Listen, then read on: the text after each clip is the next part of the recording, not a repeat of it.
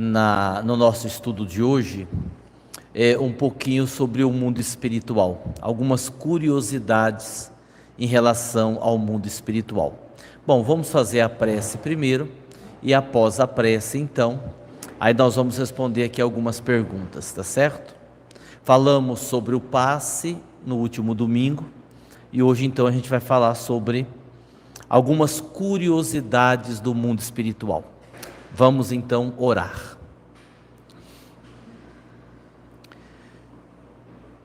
Que a partir de agora,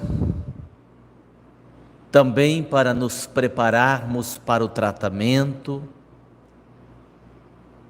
possamos ir desacelerando, acalmando-nos física e emocionalmente. Vamos, de uma certa forma, entrando, conectando-nos na energia, na vibração do ambiente. Vamos buscando uma tranquilidade interior. E nessas posturas todas, vamos tentando ficarmos mais receptivos. Quanto mais a nossa mente estiver relaxada e focada no estudo, quanto mais conseguirmos nos vincularmos ao ambiente, naturalmente vamos assimilar com mais intensidade tudo que aqui vamos vivenciar, seja o aprendizado ou seja o tratamento, que sempre acontece, nos beneficiando a todos. E por esta razão, vamos agradecendo a espiritualidade pelas bênçãos recebidas e pela oportunidade desse momento. Por fim, que Jesus nos abençoe e nos auxilie nesta busca de um equilíbrio maior,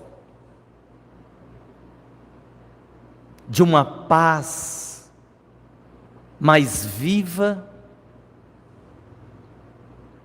e de uma serenidade que nos faça caminhar pela vida física, mas com a mente conectada com a verdadeira vida, que é a espiritual. Que assim seja.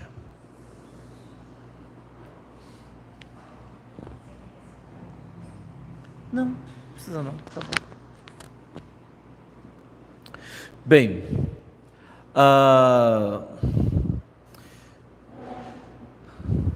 aí ao longo de muitos anos, eu vou aproveitar para fazer a propaganda, é claro, embora para quem está aqui presencialmente, creio que seja desnecessário, que já devem ter feito essa pesquisa. Mas para muitas pessoas que nem sempre estão no presencial, e para algumas pessoas que nos acompanham pela internet, pelo canal, a gente vem dedicando, eu particularmente me dediquei há muitos anos, durante muitos anos, a psicografar obras que retratasse o mundo espiritual. E aí, dos 38 livros editados pela editora Sintonia, nós vamos encontrar muitos. Morri, sobrevivi, para onde vou. Depois a sua continuação, que é o livro Dimensões Espirituais, que inclusive está sendo estudado num centro espírita lá de Itororó, fica na Bahia. E muitos outros livros que têm esta característica de falar do mundo espiritual. Na quarta-feira, no próximo estudo de quarta-feira, dando prosseguimento ao tema O Fim do Mundo, a gente vai fazer uma abordagem mais profunda, que está no propósito do estudo. Falarmos aí de uma forma um pouco mais, falarmos um pouco mais da complexidade do mundo espiritual. A nossa intenção nesse estudo é tratarmos do básico, mas não é porque é básico que é menos importante. Quando falamos tratar do básico, estamos nos referindo ao que normalmente acontece para aqueles que desencarnam, para aqueles que habitam a vida espiritual. E naturalmente, qualquer assunto, se a gente vai aprofundando, nós vamos chegar a outras tantas revelações, a outros tantos entendimentos.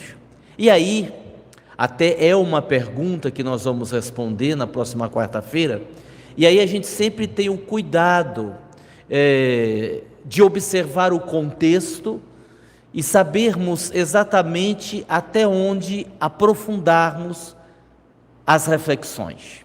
Então a gente vem tentando fazer isso para facilitar a compreensão de todos, mas também para aguçarmos a curiosidade de muitos. Então a primeira pergunta, relacionada às dimensões espirituais. Alguém morre e somos informados que a pessoa que morreu encontra-se num hospital do mundo espiritual. Termos a informação de que a pessoa está no hospital, isso é bom ou é ruim? E considerando que a pessoa está no hospital, ela pode ou não receber visitas? Desencarnar, chegar no mundo espiritual, é sempre desafiador para qualquer um, porque nós vamos estar tendo contato com uma outra realidade que a gente sempre acreditou na teoria, e de repente você vai ter que lhe dar conta com isso na prática. Por exemplo, se eu perguntar assim: todo mundo aqui acredita que existe espírito, sim ou não? Sim? Sim. Pergunta fácil, ok? Agora, se a gente apagar a luz para facilitar a materialização e um espírito se materializar para você pegar, abraçar, dar um aperto, ver como é que é, nós vamos ter a mesma tranquilidade? De boa, vamos chegar, abraçar, a gente vai ficar assim meio com o pé atrás, será que eu vou, será que eu não vou, não é? Vai que o Espírito me segure e depois leve eu junto, não é assim? Pronto, é isso. Tudo que a gente debate sobre o mundo espiritual é no campo teórico, embora, e aí vem uma grande dúvida, que o Dr. Inácio Ferreira nos esclarece com muita propriedade. Vem uma grande dúvida no seguinte sentido: poxa, mas se a gente já desencarnou várias vezes e, claro, consequentemente, reencarnamos várias vezes, esse mundo espiritual, ele não deveria gerar em nós tanta surpresa ou tanto medo? Num raciocínio lógico e simples, nós já estivemos nesse mundo espiritual várias vezes, porque já tivemos várias desencarnações. E aí o doutor Inácio explica, e quando o doutor Inácio explica, ele pega uma fala de Chico Xavier, que afirma que um número imenso de desencarnados permanecem por aqui mesmo, entre os encarnados, ou em dimensões muito próximas ao plano terreno, sem sequer terem consciência que estão desencarnados. Eles continuam vivendo uma vida, entre aspas, material, não guardando essa informação de que estão desencarnados, e muitos deles dali mesmo reencarnam.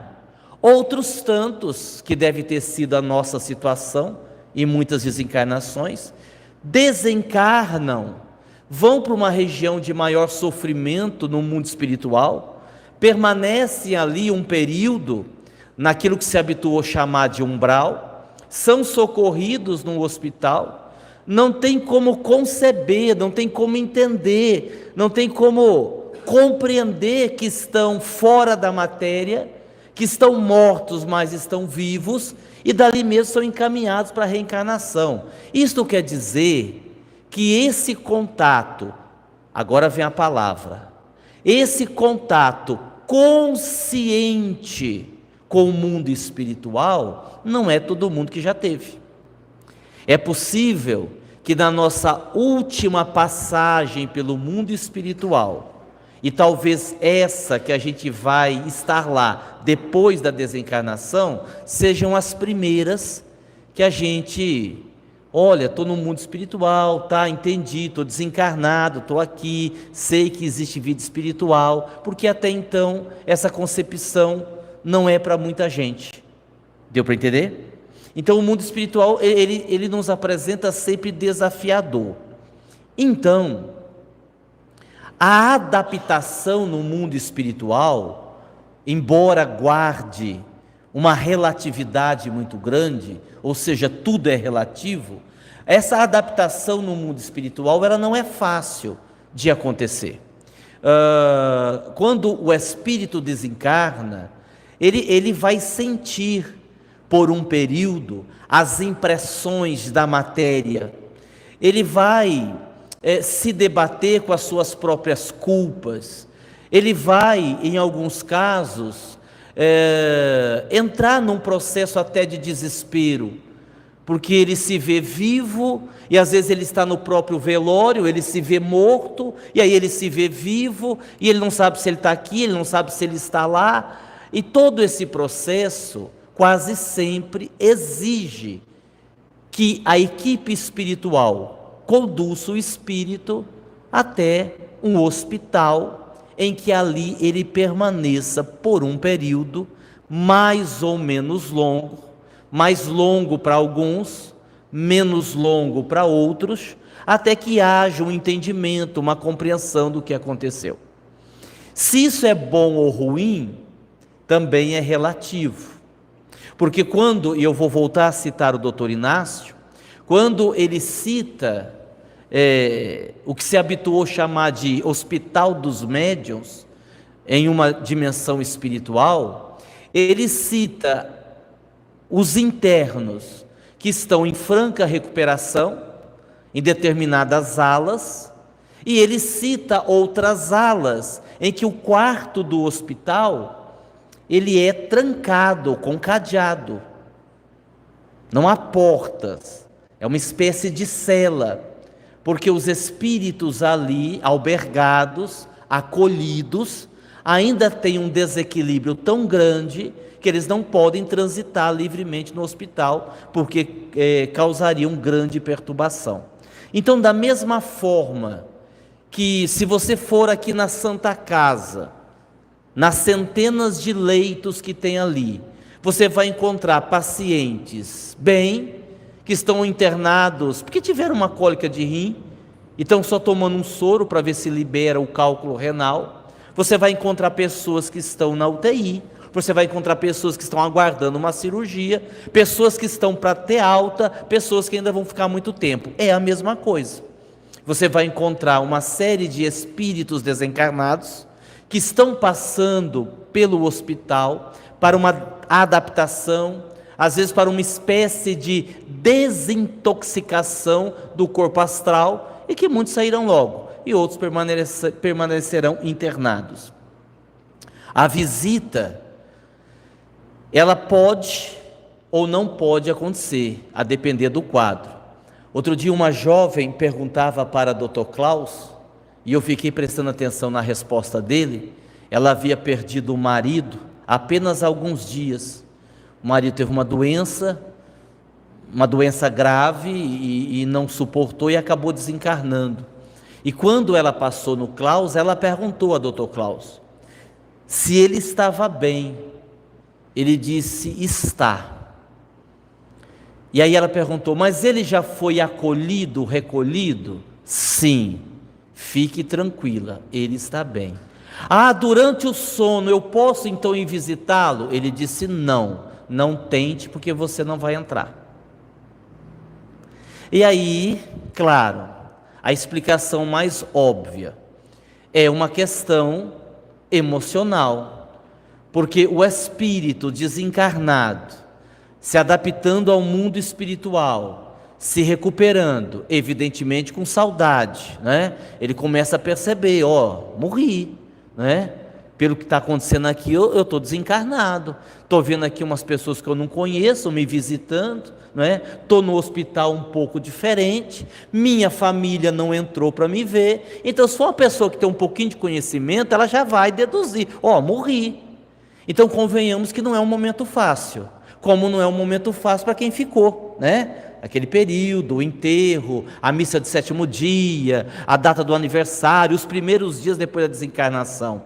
E aí então, para esse espírito lá hospitalizado, tentando se recompor, a visita de um ente querido pode desestabilizar emocionalmente, pode causar mais um problema do que uma coisa boa. E aí então os enfermeiros, os responsáveis, não vão permitir por um período, até que o enfermo esteja totalmente recuperado, a ponto de receber visitas, ou até de ser trazido aqui na terra para receber essa visita. Embora, eu vou aí já, embora também, e aí, que coisa interessante, depois, essa mesma moça, conversando comigo, aí comigo já, ela disse assim para mim: nossa, eu fiquei muito feliz, eu fiquei assim, consolada com o que o Dr. Klaus disse,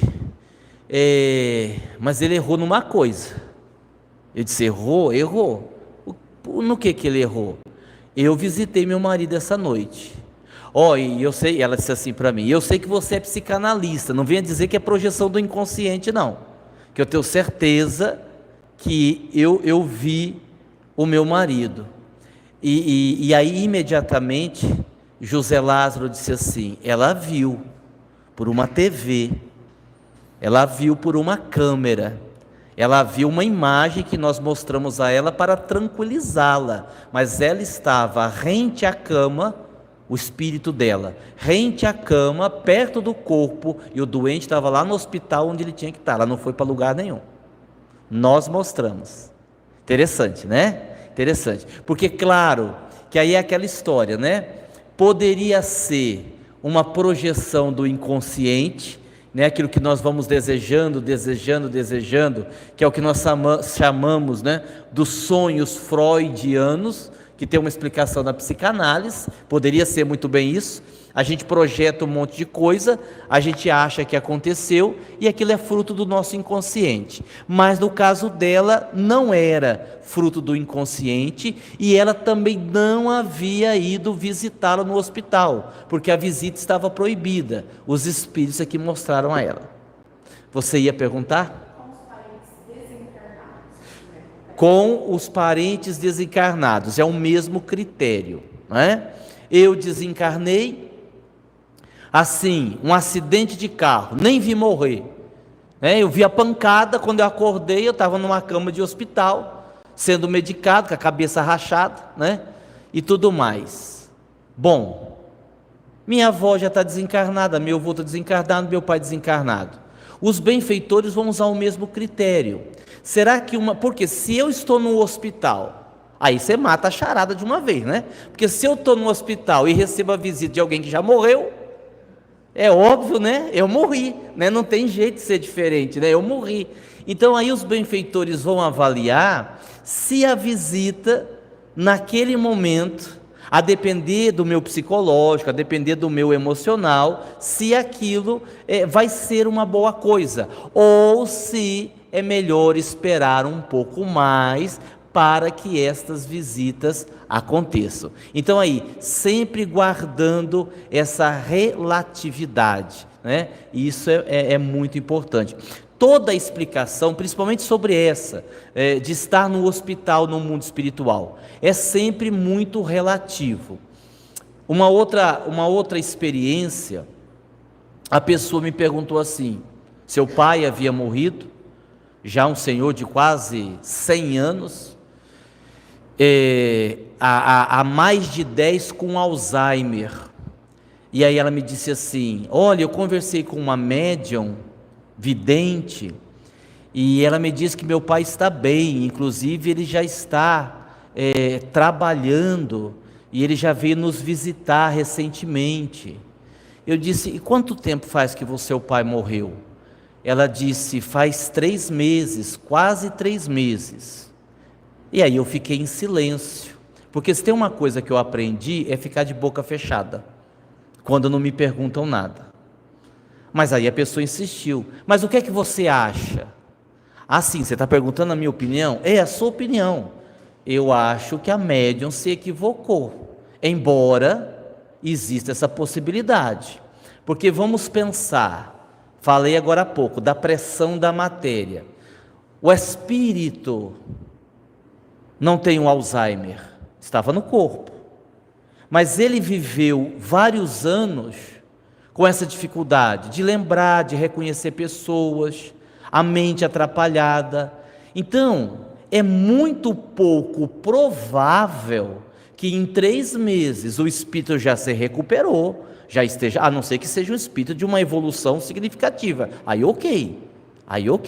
Nós já demos aqui o exemplo algumas vezes, nem vou citar com detalhes, senão fico repetitivo, da mãe do Lindomar, a dona Linda, que foi a senhora que eu conheci e convivi com ela durante anos, que ela morreu na sexta e no domingo estava saltitante. Veio no trabalho, veio trabalhar, veio visitar os filhos, inclusive exigiu que os espíritos trouxessem ela. Morreu na sexta, no domingo estava de boa, então pode acontecer. Agora, seguindo uma linha, e eu conheci a pessoa, olha, quase 10 anos com Alzheimer, já com quase 100 anos, bastante debilitado fisicamente. Eu não acho que 3 meses seja suficiente para o espírito estar bem a esse ponto de já estar trabalhando, tá já vindo na terra, visitar um ou outro. E aí a gente vai guardando aí as devidas proporções. A gente precisa, para me encerrar essa primeira pergunta, a gente precisa sempre olhar para tudo isso com muito cuidado.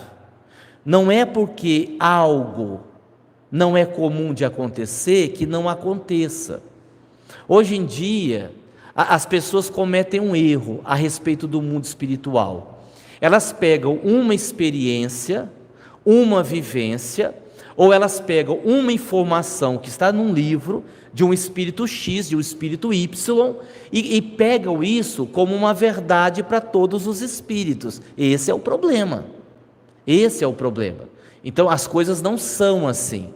Então tem um monte de situações que a gente acha que não vai ser possível, mas é. Eu me recordo, e acho que ele não vai ficar chateado de eu contar isso não, porque é uma coisa boa, que quando meu pai estava na UTI, naquele período, não tinha nada a ver com o meu pai, eu estava fazendo um tratamento de hipnose, o terapeuta estava fazendo em mim, para eu curar lá determinadas enfermidades, e numa dessas hipnoses, o terapeuta me disse assim: você quer ir ver seu pai? Eu disse: quando? Agora. Você quer? Aí eu quero, mas ele está na UTI, vamos lá. E aí ele foi projetando, foi desligando do corpo e tal, e com a ajuda dele, um dos corpos se projetaram, né?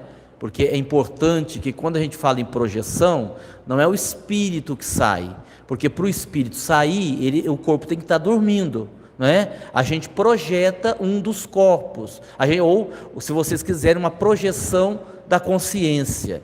E eu fui até a UTI, e antes eu perguntei assim para ele: eu faço o quê? Ele diz: você conversa, você toca, se você tiver vontade de passar a mão no rosto, ele vai lhe ouvir, ele está entubado, não vai responder, mas ele vai lhe ouvir. E fizemos o processo. muito legal, muito bacana. Eu tive lá minhas dificuldades. Na semana seguinte, o meu pai continuava na UTI. E nós fizemos o tratamento de hipnose, como estava programado.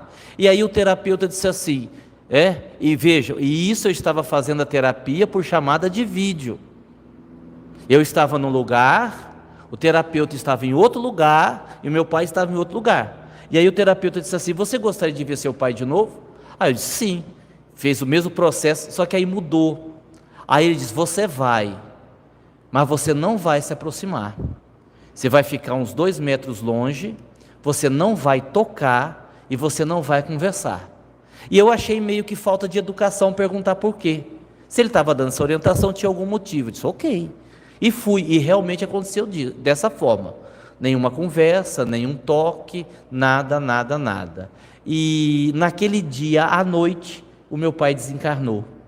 E aí depois o amigo terapeuta me disse, eles já estavam fazendo o desligamento, por isso que você não podia tocar, por isso que você não podia aproximar. Ele já, embora o desencarne tenha acontecido apenas à noite, os benfeitores já estavam atuando no processo de desligamento do espírito do corpo, ainda durante o dia, né?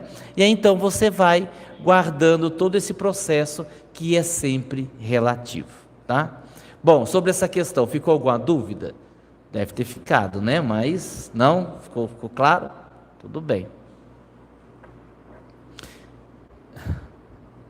Você pode ter morrido e alguém daqui encarnado te visitar em desdobramento, né? E você não vai nem perceber. Você vai achar que é o espírito que está desdobrado, é você que está morto, né? Bom, vamos lá, próxima.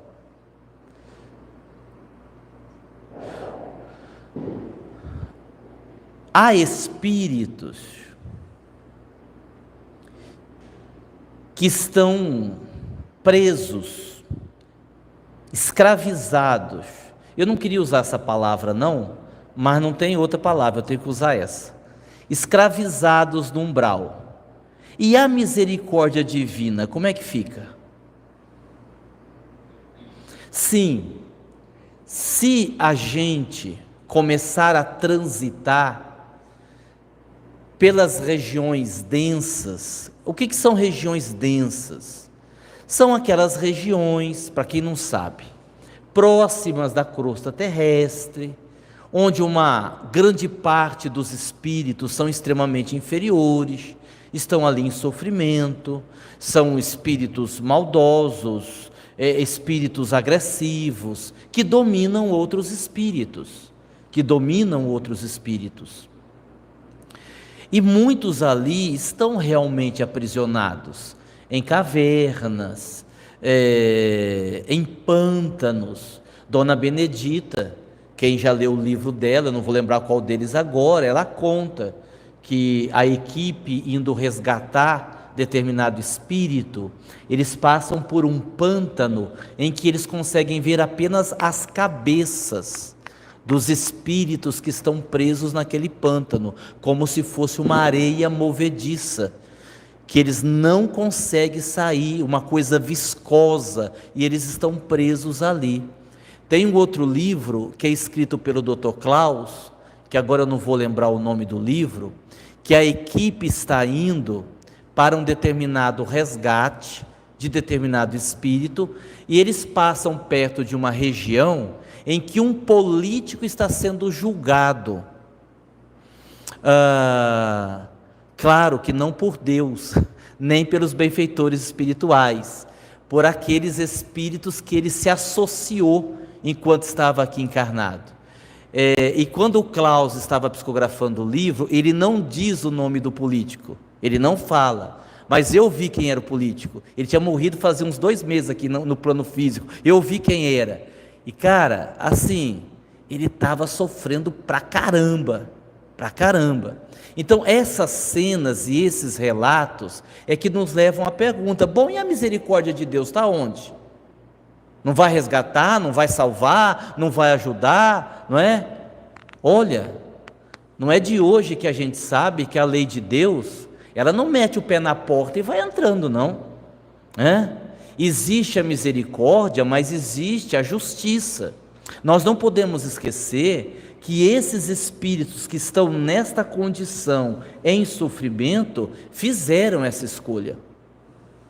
Durante a vida física, se vincularam a estas regiões, se vincularam a estes espíritos.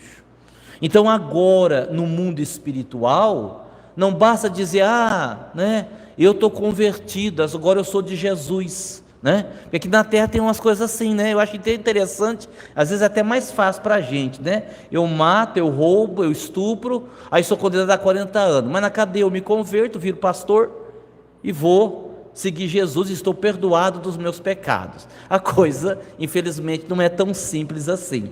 Então existem essas regiões de sofrimento em que a misericórdia divina está presente, mas como nós já temos aprendido aqui, sem favorecimentos, sem corrupções, sem apadrinhamentos, nada disso. Cada um vai colhendo à medida que vai semeando, mesmo porque, e aí eu vou pedir para vocês se lembrarem daquela mulher que vai pedir ajuda no nosso lar. Deixa eu completar a frase. Mesmo porque um espírito não preparado para ser socorrido, se socorrido, ele vai tumultuar para onde ele for levado. Porque tem uma parte do nosso lar, que o nosso lar é uma cidade, como as cidades da época do Cristo, com muros muito altos, né? Que são as defesas da cidade. Porque a cidade, nosso lar, está numa região umbralina, e ela é atacada o tempo todo. E tem então todo um esquema de segurança. E o André Luiz, ele fica assim, sem entender, porque uma mulher se apresenta e pede socorro e diz que está sofrendo muito, é uma mulher toda maltrapilha, usando andrajos, descalça, o cabelo desgrenhado, e ela implora para entrar, e quem está no portão diz, não, só não vai entrar, só pode ir embora. E o André Luiz então diz assim, nossa, mas isso não é falta de caridade? O que é isso? Nós estamos aqui para acolher, olha lá, a mulher está sofrendo. E aí um dos benfeitores, né, diz assim para André Luiz, para ele aguçar a visão espiritual, para ele olhar com mais foco para a mulher. E ele olha, e aí o benfeitor pergunta assim, o que é que você está vendo no corpo dela? Eles, estou vendo umas manchas negras, uns pontos escuros. E aí o benfeitor diz assim, eu queria que você contasse. Você consegue contar? Consigo. 1, 2, 3, 4, 5, 6, acho que deu 50, uma coisa assim. E aí o benfeitor diz assim, pois é, cada mancha dessa é um aborto que ela cometeu enquanto estava na terra.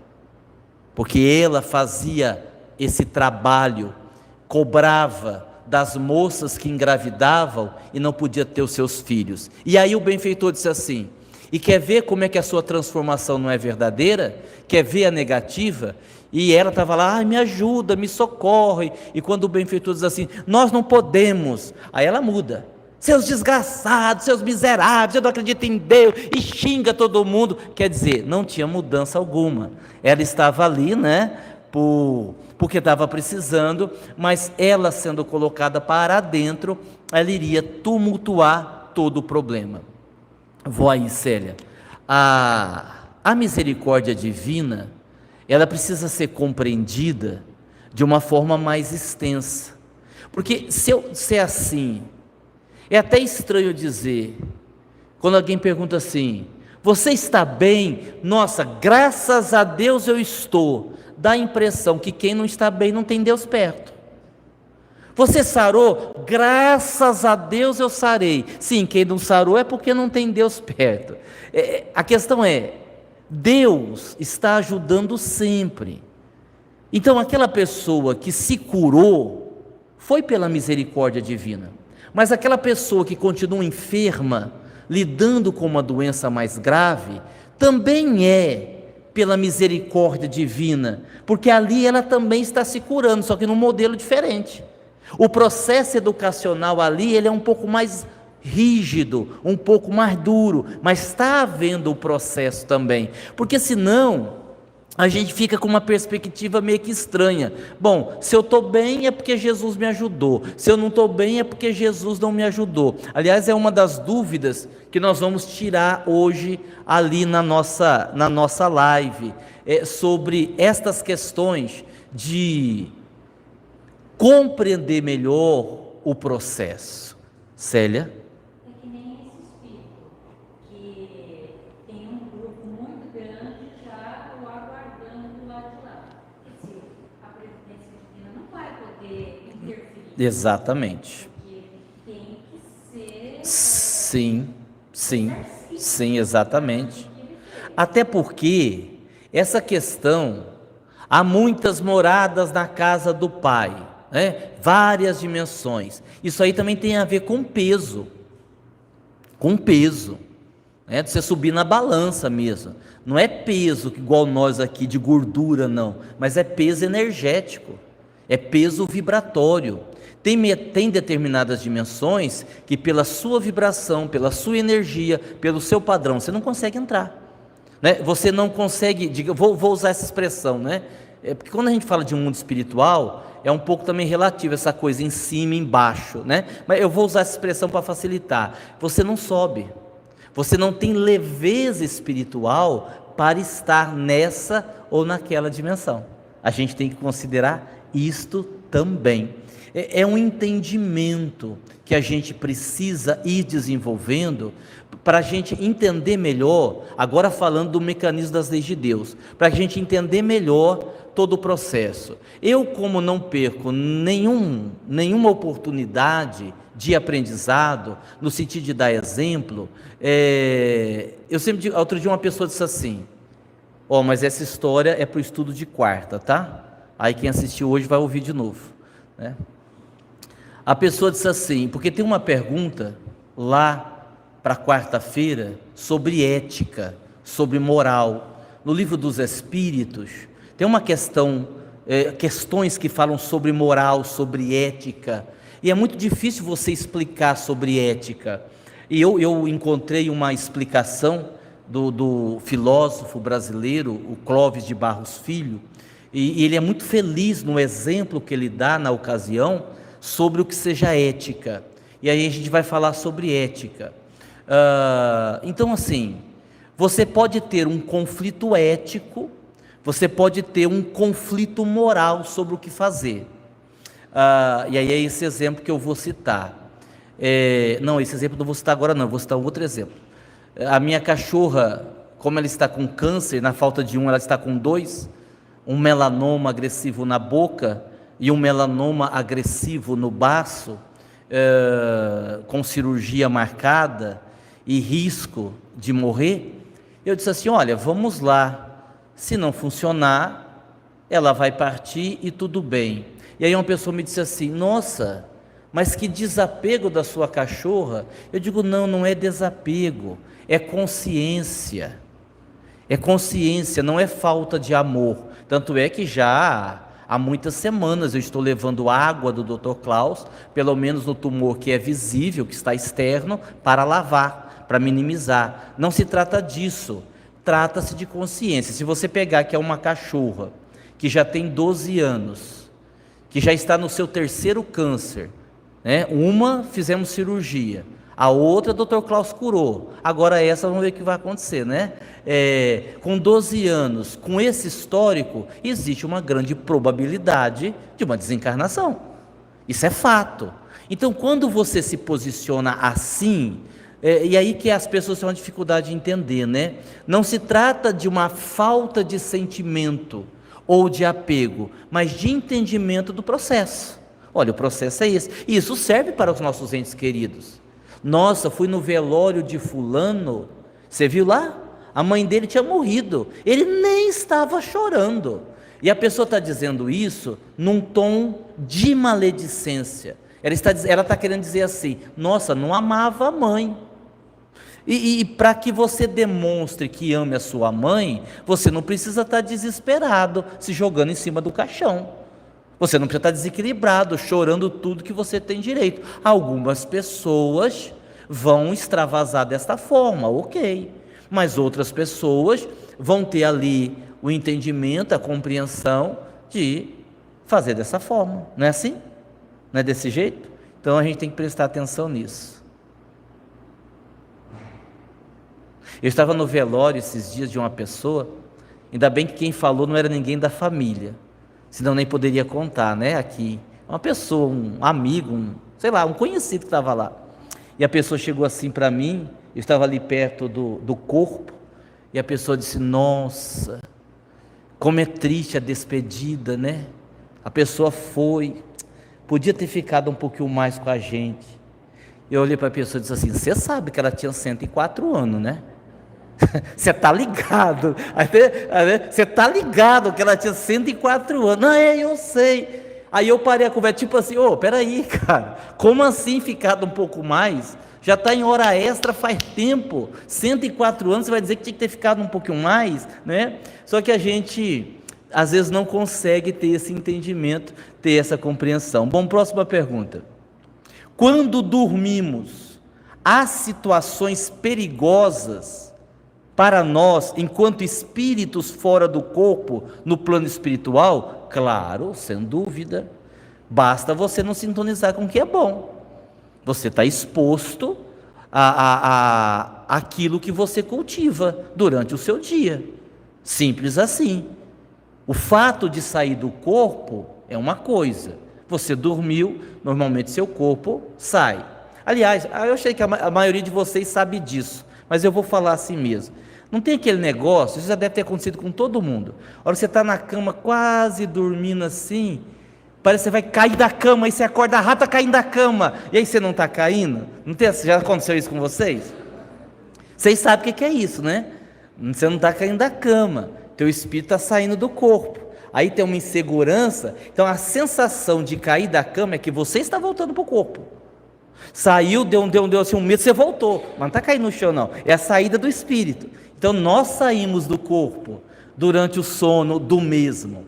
E se você não esteve numa boa vibração, em bons pensamentos, em boas atitudes, você tem um risco ali de não estar num lugar tão bom do lado de lá. É claro que a equipe espiritual sempre vai lhe dar um suporte. Não é porque você teve um dia ruim, não é porque você teve um dia que você se descontrolou, que você vai dormir e vai lá para junto dos obsessores. Não é assim que funciona. Só que você fica inutilizado para determinados trabalhos. Aí que é o pior. Porque, por exemplo, a Célia, ela poderia, o seu corpo adormece, ela saiu do corpo. A Célia é médium, é passista, trabalha com o Klaus. Nossa, enquanto o corpo está dormindo, eles poderiam usar a Célia para um monte de coisa no plano espiritual, para doar ectoplasma, para doar energia, para ajudar lá com os doentes, para aplicar passe. Mas a Célia passa um dia ansioso, nervosa, fala uns palavrão, briga com os vizinhos, chuta o cachorro, né? De mal com a vida, pessimista, aí ela dorme. Isso não é suficiente para ela ir para o umbral. Ela não vai ser atacada pelos obsessores só por causa disso, não vai. Só que ela também, com essa vibração, não vai ter condição de ser usada do lado de lá como os benfeitores poderiam usá-la. Entendeu como é que funciona? Porque ela não cultivou aquilo no dia a dia. Por isso que Jesus recomendou vigiai e orai, né? Vigiai e orai, para a gente estar em condição de servir do lado de lá. Mas existe aí sim, claro, os seus perigos, né? A depender das ideias que nós cultivamos, a depender de como é o nosso padrão. E até a gente vai falar sobre isso na quarta-feira também. Vibração não é igual padrão vibratório, tá? Vibração é diferente de padrão vibratório. Ah, mas não é a mesma coisa? É e não é. É e não é, tá? Só que aí a gente explica na quarta. Quem são e quantos são os espíritos que podem nos ajudar durante a nossa vida física? É um monte. Você tem o seu anjo da guarda, que é aquele espírito que vai te acompanhar durante toda a sua encarnação, Você pode chamar de anjo da guarda, você pode chamar de espírito protetor. Você tem os espíritos familiares. E quando os benfeitores, no livro dos espíritos, usam essa palavra, familiares, eles estão falando de espíritos vinculados realmente à nossa família. E pode ser a família desta vida, o avô que já morreu, o bisavô que já morreu, o tataravô que já morreu, e eles vêm ajudar, como podem ser espíritos familiares de outras existências. Então você tem o anjo da guarda, você tem os espíritos familiares, os mentores que trabalham aqui no centro, né? Dona Benedita, Dr. Klaus, nordestino, que estão ali de plantão, percebendo a sua dificuldade, vão estar ajudando. Você tem os espíritos que por gratidão vão lhe ajudar. Eu sempre digo assim, comento, né? Para falar de um espaço fora do centro, tá? Para ficar mais fácil o entendimento. Quantas e quantas vezes, ou na hora eu vejo isso, percebo isso, melhor dizendo, ou aqui na sessão. Eu atendo um cliente na clínica como profissional, não tem nada a ver com a parte espiritual, não tem nada a ver. A maioria nem falo essas coisas, mas você vai ajudar a pessoa a pensar fora da caixa, não é? Você vai estimular a pessoa a ter mais prazer de viver, você vai ajudar a pessoa. E quantas vezes, olha que coisa interessante, no decorrer da própria terapia, eu vou percebendo a desconexão acontecendo. O cliente entrou, sentou no sofá, o obsessor não entrou. Ele ficou lá no estacionamento, foi no mercado comprar um chocolate, ficou lá na sala de espera fazendo companhia para a Aline. Às vezes fica lá sentado lá com a Aline, fazendo companhia. Eu até recomendo isso, digo, vá lá meu filho, ela é médium, fica lá com ela, não entre aqui na sala minha, vá lá, fique lá com a Aline, ela é médium, depois ela leva tudo 6%, né? Mas isso acontece, é verdade, a gente não diz isso publicamente, estou dizendo para vocês, mas é verdade. E assim, até o final da terapia, você vê a coisa desconectando. Por quê? Porque ali a pessoa na terapia, ela mudou tanto a vibração, ela entrou numa frequência, ela desligou do obsessor. E aí eu ouço, e já ouvi muitas vezes, quantos e quantos obsessores dizendo assim, você me paga, até agora eu não tinha nada contra você não tinha que ter se metido nisso, porque agora a coisa vai virar para você, porque você não deixou ela quieta. Inúmeros vão fazer isso, porque a gente entrou e atrapalhou. Só que vamos pensar o outro lado. Cada pessoa que você ajuda, seja onde você estiver, que tem um familiar desencarnado, ele vai ficar grato a você, e vai ser um espírito a mais, que se você precisar vai te ajudar. Olha que coisa legal, né? Uma mãe que você ajudou, você nem sabe disso, você não tem nem consciência disso, né? Contam que quando o Dr. Bezerra tinha desencarnado, num dado momento, ele ouviu um barulho de aplausos, muitos aplausos, e ele saiu na sacada, ele viu milhares de espíritos aplaudindo, e ele disse, quem são? E alguém informou, são as pessoas que você ajudou, que você nem se lembra mais, pessoas que passaram pelo seu caminho, que você de alguma forma ajudou, que hoje vieram te receber e te agradecer. Então tem esses espíritos também que podem lhe ajudar. Então é muita gente. Detalhe, o livro dos espíritos fala de espíritos simpáticos, aí é um pouco diferente. Espírito simpático são aqueles que simpatizam com o seu jeito de ser, não quer dizer que sejam necessariamente bons. Então eu posso, como espírito desencarnado, mas alcoólatra, me simpatizar com a Célia que bebe todo dia. Então eu crio uma afeição pela Célia, mas eu não sou um bom espírito. Aí é uma questão de simpatia pelas mesmas tendências, aí é diferente. Fora esses, a gente tem um monte de espírito que nos ajuda, vocês não imaginam o quanto. É bom, né, a gente saber disso, né? É bom a gente saber disso, a gente dá até um alívio, porque a gente fala tanto de obsessor, né? De coisa pesada, de coisa ruim, tem tanta coisa boa acontecendo. Próxima pergunta. Do lado de lá, tem trabalho físico e espiritual? Tem trabalho. Não imagine você, que você não vai trabalhar do lado de lá. Aí eu recomendo o livro do seu José de Moraes, Eu acho que é o Jesus do teu dia a dia. Tem um capítulo que ele fala assim: desempregado no além. Então tem muita gente que pode chegar lá e ficar desempregado. Mas o que é que nós vamos fazer do lado de lá? Vamos fazer a mesma coisa que fazíamos aqui? Espiritualmente falando, a tendência é que o trabalho se amplie, se você aqui fez bem feito, tá? Porque se aqui você faz de qualquer jeito, imaginamos que lá eles não vão te contratar, né? Oi? O próprio André Luiz, que o André Luiz no campo profissional, né? Que ele não teve condição, isso era para o aprendizado dele, né? Ele não teve condição não, vamos colocar de uma outra forma. André Luiz não teve autorização para atuar como médico do lado de lá, embora ele tenha sido médico aqui. Por quê? Porque, considerando que André Luiz foi Carlos Chagas, ele foi um benfeitor da humanidade, ele colaborou, ele ajudou, ele foi um cientista, mas era um espírito arrogante, era um espírito que não tinha muita fé, era um espírito que no campo familiar teve muitas falhas, muitos tropeços. Então, os benfeitores, para que ele tivesse o aprendizado, acharam melhor ele fazer um serviço um pouquinho mais simples. Isso que eu vou dizer não está no nosso lar. Por quê? Porque André Luiz, como é um espírito bem culto, ele coloca palavras bem, digamos assim, sofisticadas ali. Mas assim, o serviço de André Luiz foi catar gomitado, cocô e xixi.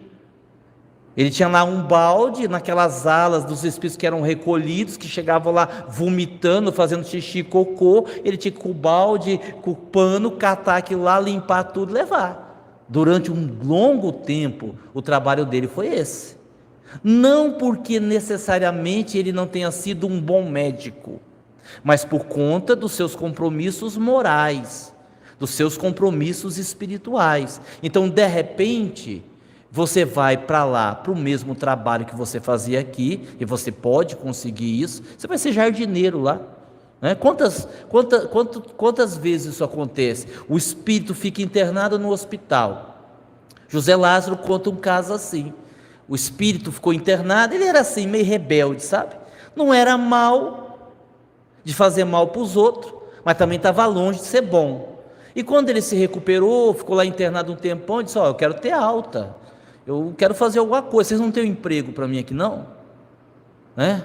Aí pensaram assim: mas colocar para dar passe vai ser complicado, não vai dar. Para ser enfermeiro não tem formação, não dá para ser.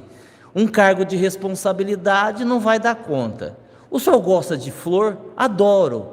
Está faltando um jardineiro, porque lá tem árvore, tem rio, tem flor, que precisam ser cultivadas. Elas não crescem com a força do pensamento, elas são plantadas, as terras são adubadas, são cuidadas fisicamente. O Espírito cuida com a mão, né? Aí vem o doutor Inácio, abusa da nossa ignorância e diz que nasceu passarinho, que tinha um ninho de passarinho, e o passarinho nasceu no plano espiritual, né? Essas coisas assim, que a gente tem uma dificuldade de entender, de conceber. Mas, terminando a resposta, sim, existe trabalho material e trabalho espiritual, e tudo vai depender do que a gente fez aqui, para a gente ter um trabalho do lado de lá. O que é mais difícil para o espírito que errou muito? Eu não vou responder essa pergunta não. Eu vou pedir para quem se interessar, é claro, né? Assistir o estudo de quarta-feira, os 5 minutos finais que o Dr. Klaus falou. E ele falou sobre isso, sobre essa situação dolorosa do espírito lá de lá, nos últimos 5 finais. E que coisa interessante, né? Eu até comentei isso com algumas pessoas. Eu tomei um susto, porque assim, eu normalmente, eu fico atento, que eu vou prestando atenção se algum espírito vai incorporar ou não, e o que é que ele vai falar, na live do Klaus, aqui quando eu estou dando um estudo, às vezes eu sinto um clima que tem mais espíritos, e eu vou tentando sintonizar, né? Se eles vão falar, se eles vão intuir. E quarta-feira passada eu tinha certeza que não tinha ninguém.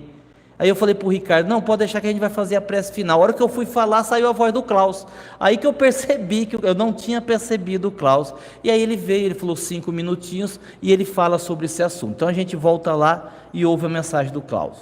Estou acabando já. Bom, eu vou encerrar com essa. O que é melhor para o espírito? Nós somos espíritos, tá? O que é melhor para o espírito? Viver aqui ou viver lá? O que vocês acham? O que é melhor? Lá ou aqui?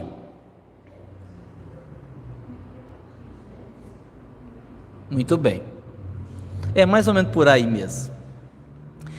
Lá no Céu e Inferno, de Allan Kardec, e nas outras obras da doutrina, a gente aprende que céu e inferno não são locais geograficamente demarcados, que céu ou inferno são estados de consciência. A pessoa que fez o mal e percebeu o mal que fez, ela é consumida pelo inferno do remorso, do peso da culpa. E a pessoa que faz o bem, ou que pelo menos está no caminho do bem, ela sente-se como se estivesse no céu, representado pela paz de consciência. Ponto. Dito isso, tanto faz. Tanto faz.